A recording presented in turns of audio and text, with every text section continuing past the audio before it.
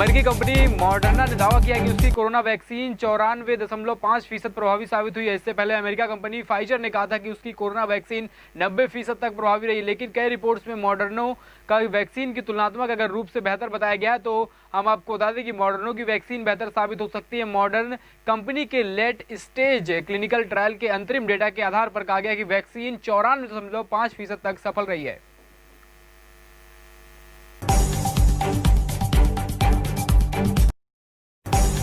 पहले चरण की सफलता के बाद भारत, अमेरिका, जापान और ऑस्ट्रेलिया की नौसेनाएं आज मालाबार में एक्सरसाइज कर रही हैं। दूसरा चरण में शुरू करने जा रही है लगातार। आपको बता दें, खास बात यह है कि इसमें से फेज में भारत के एयरक्राफ्ट कैरियर INS और विक्रमादित्य और अमेरिका नौसेना के विमान वाहक युद्धपोत USS निमित्ज हिस्सा ले रहे हैं, जहां पर इसके दोनों के अलावा कैरियर बैटल ग्रुप के दूसरे युद्धपोत फाइटर जेट्स, हेलीकॉप्टर्स और सबमरीन भी युद्धाभ्यास का हिस्सा होंगी।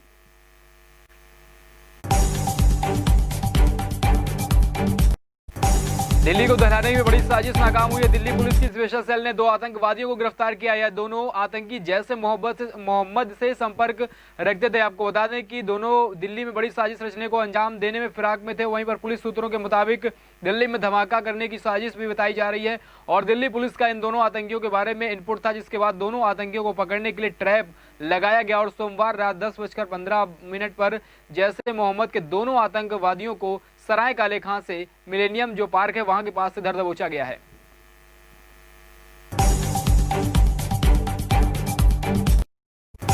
प्रधानमंत्री नरेंद्र मोदी आज ब्रिक्स देशों में शिखर सम्मेलन में शामिल होंगे। इस सम्मेलन में आतंकवाद, व्यापार, स्वास्थ्य, ऊर्जा के साथ ही कोरोना महामारी के चलते हुए नुकसान की भरपाई के उपायों जैसे मुद्दों पर चर्चा होगी। चीन के राष्ट्रपति शी जिनपिंग, ब्राजील के राष्ट्रपति JS बोल्सोनारो के रूस के राष्ट्रपति व्लादिमीर पुतिन ने भी इस बैठक में शामिल होना प्रस्तावित है। वहीं ब्रिक्स देशों में यह सम्मेलन ऐसे समय हो रहा है जब 2 प्रमुख सदस्य देशों में भारत और चीन की पूर्वी लद्दाख में सीमा में 6 महीने पहले हुई एक हिंसक झड़प के बाद गतिरोध बरकरार है।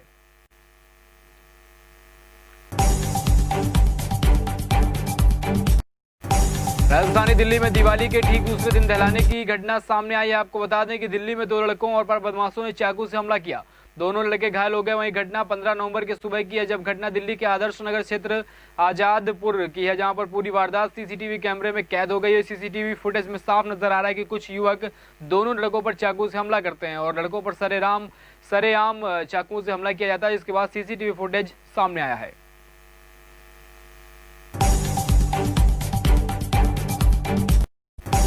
बिहार के बक्सर में मूर्ति विसर्जन के दौरान हुई हिंसक झड़प में एक व्यक्ति की मौत हो गई है, जबकि दूसरा कई लोग घायल बताए जा रहे हैं। घटना कृष्णबाग थाना क्षेत्र के नोनियापुर गांव की है, जहां पर गांव में तनाव का माहौल है। इस मामले में पुलिस ने चुप्पी साध ली है। गांव छावनी में तब्दील कर दिया गया। जानकारी के मुताबिक नोनियापुर गाँव में दीपावली के मौके पर गणेश लक्ष्मी की प्रतिमाओं की पूजन के बाद उनके विसर्जन के लिए जुलूस निकाला गया था। यह जुलूस गाँव में भ्रमण करते हुए विसर्जन के लिए सरोवर तक जाने लगा कि गाँव में भ्रमण के दौरान गाड़ी निकलने से रास्ता नहीं होने के कारण जुलूस में शामिल लोगों के द्वारा पुरानी दीवार को ढाया दिया गया। इसी बात को लेकर जुलूस में शामिल लोगों में और स्थानीय निवासियों के बीच झगड़ा होने लगा।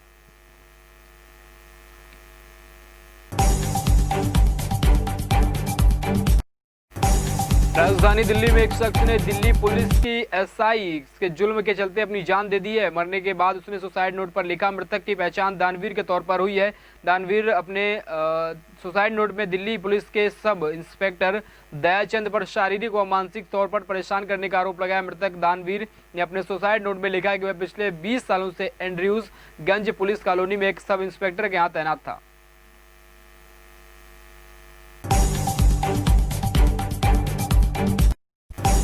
बीजेपी ने बिहार के JDU में सबसे बड़ी पार्टी होने का दावा किया। उसके बाद भी मुख्यमंत्री की कुर्सी नीतीश कुमार को सौंप दी, लेकिन उत्तर प्रदेश की तर्ज पर बिहार में अपने 2 डिप्टी CM बनाने की सफल रही और नीतीश के अलावा कुल 14 मंत्रियों ने सोमवार को शपथ ली है, जिसमें बीजेपी कोटे से सबसे ज्यादा 7 मंत्री बनाए गए हैं। मंत्रिमंडल के जरिए बीजेपी ने बिहार में अपने सियासी भविष्य को मजबूत करने का और बिना बैसाखी के 2025 में जंग को फतेह करने की दिशा में आगे बढ़ने की कोशिश कर रही है। ऐसे में क्षेत्रीय व सामाजिक समीकरण साधने के लिए पुराने और जमीन से जुड़े नेताओं को कैबिनेट में खास अहमियत दी गई है।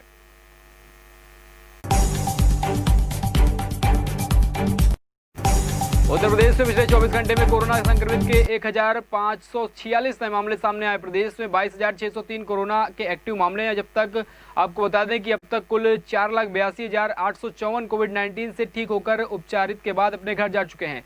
वहीं प्रदेश में कोविड-19 की रिकवरी रेट 94.15% है।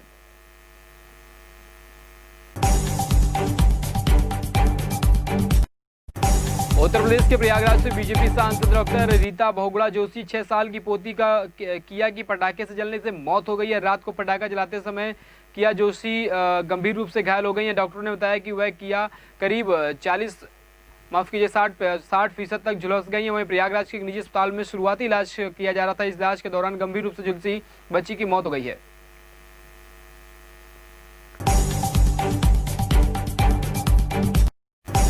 रामनगरी अयोध्या में राम मंदिर की तर्ज पर कर्नाटक के हम्पी शहर में हनुमान जी की भव्य मंदिर का निर्माण की तैयारियां चल रही हैं। अयोध्या में श्री राम जन्मभूमि तीर्थ क्षेत्र ट्रस्ट की तर्ज पर हनुमत जन्मभूमि तीर्थ क्षेत्र ट्रस्ट बनाया गया। यही नहीं, जिस पर अयोध्या में भगवान राम की भव्य और सबसे ऊंची मूर्ति लगाई जाएगी, उसी पर किष्किंधा यानी कि कर्नाटक के हम्पी शहर में हनुमान जी की 215 फीट की भव्य विशाल मूर्ति बनाने की तैयारी है।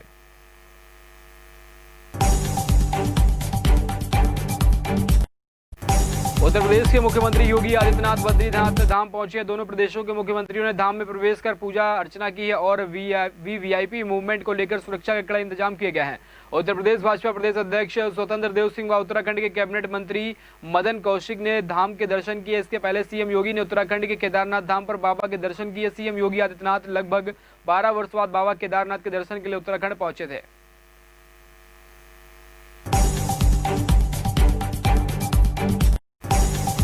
कोरोना काल में लोगों ने एक दूसरे की मदद जरूरत पड़ी है। ऐसे में हजारों हाथ सहयोग के लिए आगे बढ़े। प्रधानमंत्री नरेंद्र मोदी ने देश के लोगों को आत्मनिर्भर भारत और वोकल फॉर लोकल का संदेश दिया। इसके बाद उन्होंने संत समाज में कई लोगों को प्रेरित करने की अपील भी की है। उनके साथ अपील में संत समाज ने स्वीकारा है कि आत्मनिर्भर भारत व लोकल फॉर वोकल अभियान को आगे बढ़ाने में मदद मिलेगी। वहीं श्री रविशंकर सदगुरु देवकी नंदन ठाकुर स्वामी रामदेव सहित अनन्य संत महंत और आचार्य ने ट्वीट करके इस संदेश को समर्थन किया और पीएम मोदी ने अपील करते हुए कहा कि जिस प्रकार से आजादी के आंदोलन की पीठिका भक्ति आंदोलन की शुरू हुई थी, वैसे ही आत्मनिर्भर भारत की पीठिका हमारे संत महंत आचार्य तैयार कर सकते हैं।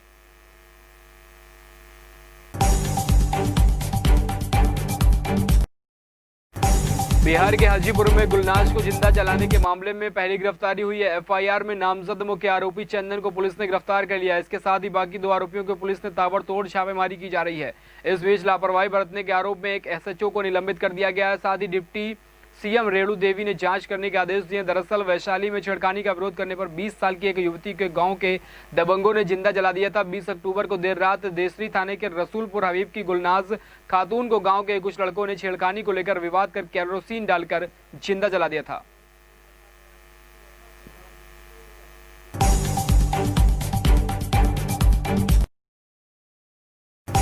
उत्तर प्रदेश के फतेहपुर जिले के डबल मर्डर की घटना के इलाके में सनसनी फैल गई है। 2 दलित सगी बहनों के शव देर रात गांव के बाहर तालाब में पड़े मिले हैं। घटना की सूचना के बाद पुलिस मौके वारदात पर पहुंची है। वहीं पुलिस ने दोनों शवों को आन फान में तालाब से बाहर निकाल लिया और दोनों शव को मर्चरी के लिए भेज दिया पोस्टमार्टम के लिए।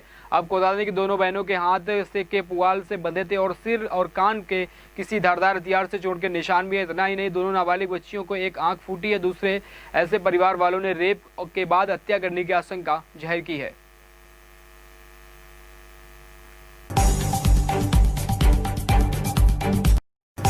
उत्तर प्रदेश के मथुरा में थाना नौझील क्षेत्र में यमुना एक्सप्रेसवे पर मलाई स्टोन छाछड़ के पास आगरा से नोएडा की तरफ आ रही स्विफ्ट कार अचानक किसी वाहन से रगड़ के बेकाबू हो गई और फेंसिंग तोड़ते हुए दूसरे रोड पर पलट गई है। कार में सवार यूपी पुलिस के सब इंस्पेक्टर रॉबिन तेवतिया गंभीर रूप से घायल हो गए हैं। वहीं दूसरे सभी साथी दरोगा भी घायल हो गए हैं। हादसे में सूचना मिलते ही बजना टोल चौकी इंचार्ज निर्दोष सिंह सेंगर पुलिस फोर्स के साथ मौके पर पहुंचे और एम्बुलेंस की मदद से घायलों को उपचार के लिए अस्पताल भेजा।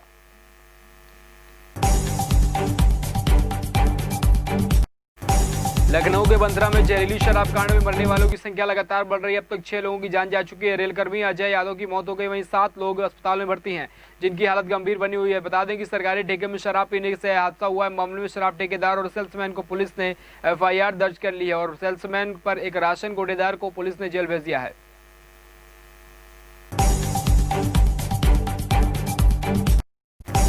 समाजवादी पार्टी के राष्ट्रीय अध्यक्ष अखिलेश यादव और पूर्व मुख्यमंत्री ने कहा है कि भाजपा राज्य में जनसामान्य पर चौतरफा मार पड़ रही है। एक और कोरोना का प्रकोप बढ़ रहा है तो 24 घंटे में इससे 18 मौतें हुई, वहीं 1407 नए केस भी दर्ज किए गए हैं।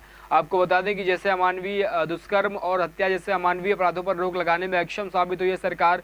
व्यापारी लुट रहे हैं, किसान जान गंवा रहे हैं, लेकिन भाजपा नेताओं की दबंगई का कोई इलाज नहीं है।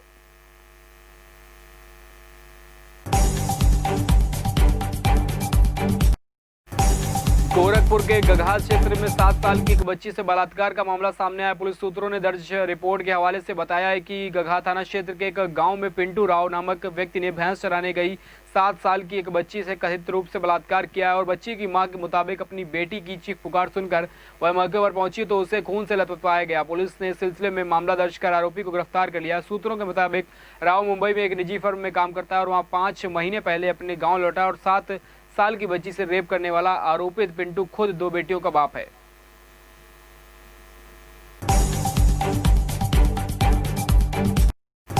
उत्तर प्रदेश की योगी सरकार गो तस्करों पर सख्त कानून बनाने के रखवाले इस मामले में एंट्री ने पुलिस की मुश्किलों में डाल दिया। आपको बता दें कि देवरिया पुलिस ने गो तस्करी मामले में आपको बता दें कि गो तस्करी के मामले में यूपी पुलिस ने एक सिपाही और उसके 10 साथियों को गिरफ्तार किया है। आरोपितों को उस समय गिरफ्तार किया गया जब गोवन से लदे ट्रक यूपी से बिहार की सीमा में प्रवेश कराए जा रहे थे। आरोपी दोनों ट्रक के आगे स्कॉर्पियो कार से थे।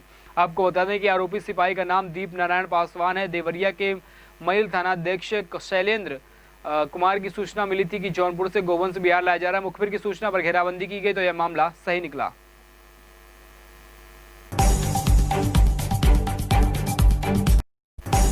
उत्तर प्रदेश की योगी सरकार गो तस्करों पर सख्त है लेकिन कानून के रखवाले हैं कि मामले में एंट्री पुलिस की मुश्किलों में डाल दिया। देवरिया पुलिस का एक नया मामला सामने आया जहां पर दीपनारायण पासवान देवरिया थाने में ट्रक में 53 गाय भैंस ठूंस कर लाए थे, जिसके बाद स्कॉर्पियो गाड़ी आगे चल रही थी। जब पुलिस ने सूचना मिली तो घेराबंदी करके उनको गिरफ्तार किया गया है।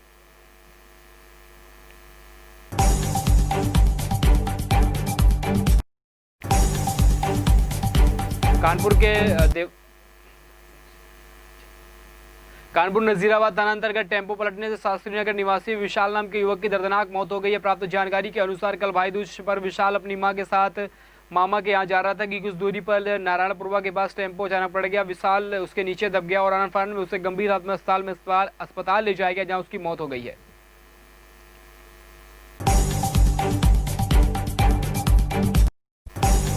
अयोध्या में दिव्य दीपोत्सव का विश्व कीर्तिमान रचने के बाद देवभूमि उत्तराखंड पहुंचे मुख्यमंत्री योगी आदित्यनाथ ने भगवान बद्री विशाल के दर्शन किए। लोकमंगल की कामना भी की। इस विशेष अवसर पर मुख्यमंत्री योगी ने बद्रीनाथ धाम आने वाले श्रद्धालुओं की सुविधाओं के लिए पर्यटक आवास गृह का शिलान्यास भी किया है। यूपी सरकार हरिद्वार का निर्माणाधीन भागीरथी अतिथिगृह श्रद्धालुओं को अर्पित कर देगी। बता दें कि उत्तर प्रदेश पर्यटन विभाग की ओर से उत्तराखंड के चमोली जिले में अंतर्गत तहसील जोशीमठ में स्थित बद्रीनाथ धाम के 1 एकड़ भूमि पर प्रस्तावित यह पर्यटक आवास गृह 40 कमरों का होगा।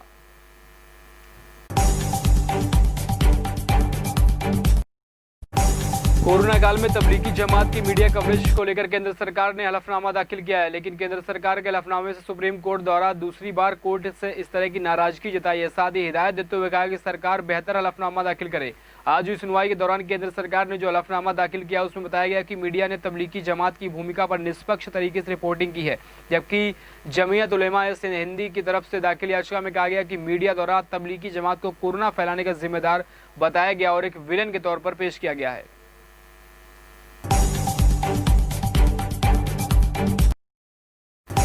उत्तर प्रदेश के बुलंदशहर में सामूहिक दुष्कर्म पीड़ित एलएलबी की छात्रा ने फांसी लगाकर आत्महत्या कर ली। इस घटना से हड़कंप मच गया। पुलिस ने गैंगरेप के मुख्य आरोपी कमरुद्दीन को हरियाणा के फरीदाबाद से गिरफ्तार किया। बता दें कि दुष्कर्म पीड़िता ने आत्महत्या से पहले लिखकर सुसाइड नोट छोड़ा था और पुलिस ने हैंडराइटिंग एक्सपर्ट के पास से आगरा से सुसाइड नोट भेजा है।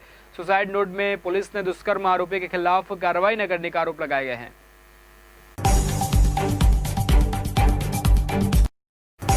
बांग्लादेश के स्टार ऑलराउंडर साकिब अल हसन को जान से मारने की धमकी मिली है। फेसबुक लाइव के दौरान साकिब अल हसन को जान से मारने की धमकी मिली है। साकिब अल हसन 16 नवंबर को कोलकाता में काली पूजा करने के लिए पहुंचे थे और इसी की वजह से उन्हें जान से मारने की धमकी मिली है।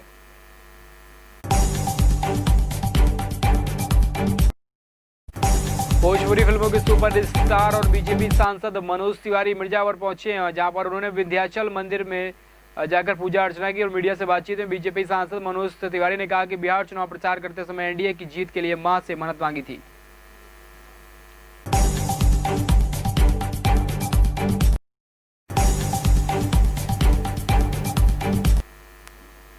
भोजपुरी फिल्मों के सुपरस्टार बीजेपी सांसद मनोज तिवारी मिर्जापुर पहुंचे, जहां पर उन्होंने मां विंध्याचल मंदिर में जाकर पूजा अर्चना की। मीडिया से बात करते हुए बीजेपी सांसद मनोज तिवारी ने कहा कि बिहार चुनाव प्रचार करते समय एनडीए की जीत के लिए मन्नत मांगी थी। आज विशेष भाव से मां विंध्यावासिनी के चरणों में नतमस्तक होने के लिए आया हूं। उन्होंने कहा कि बिहार में नीतीश कुमार के मुख्यमंत्री के नेतृत्व में 2 डिप्टी सीएम के रूप में बिहार को आत्मनिर्भर भारत व परम लक्ष्य तक पहुंचाएंगे।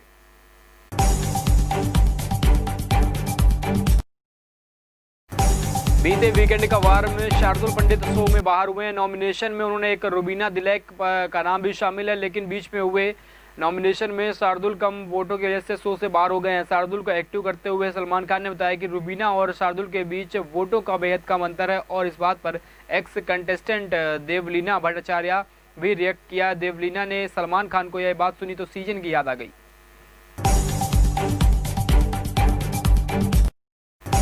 बॉलीवुड सुपरस्टार शाहरुख खान आज जो मुकाम हासिल किया सबके बस की बात नहीं, मगर 90 के दशक की अगर बात करें तो शाहरुख खान ने फिल्मों की दुनिया में कदम रखा था तो कोई भी उन्हें नहीं जानता था। आमिर खान और सलमान खान जैसे स्टार्स अपनी जगह पक्की कर चुके थे। गोविंदा, मिथुन चक्रवर्ती, संजय दत्त, अनिल कपूर और सनी देओल जैसे स्टार्स पहले दर्शकों का दिल जीत चुके थे। ऐसे में शाहरुख के लिए बाहर आकर बॉलीवुड की जगह बना पाना इतना आसान नहीं था। यहाँ की शुरुआती फिल्मों में भी उन्हें रोल करने में आसानी नहीं मिली।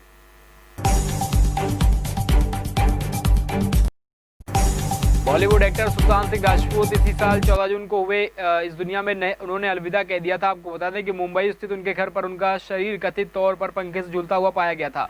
बीती दिवाली को सुशांत के गुजरे 5 महीने हो गए। हालांकि उनके फैंस और फैमिली मेंबर में एक दिन ऐसा नहीं है जब उन्हें एक्टर को याद न किया और साथ ही सुशांत के फैन पेजों पर पूरे वक्त उनकी यादें शेयर की जाती हैं।